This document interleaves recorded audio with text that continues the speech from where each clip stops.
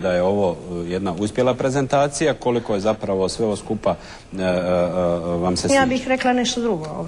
Prvo, umjetnici to znaju jako dobro. U prošlosti su imali svoje mecene.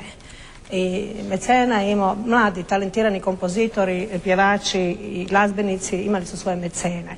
Ovo, ako će biti tako kako je rečeno, onda je to dobro, da sigurno dobro. Samo ko će provjeravati koliko su ti studenti dobili, koliko su dobili, koliko će dobiti onaj balet koji je bez honorara ili sa najnormalnim honorarom, onim kojim se ne plaća već mjesecima, plesali te večeri. Isto tako i simfonijski orkestar koji isto tako svirao, po mojim nekakvim spoznama, bez honorara. Dakle, to je druga slika tog glamura.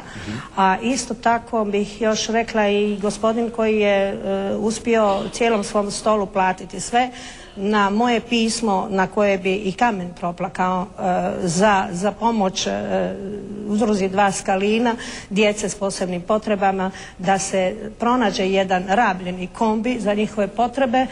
Nije bilo sluha. Pa se sad ja malo pitam da li je on to dao zato da bude viđen, spomenut, jako velikim masnim slovima, ili je dao zato što je stvarno imao želju da to da.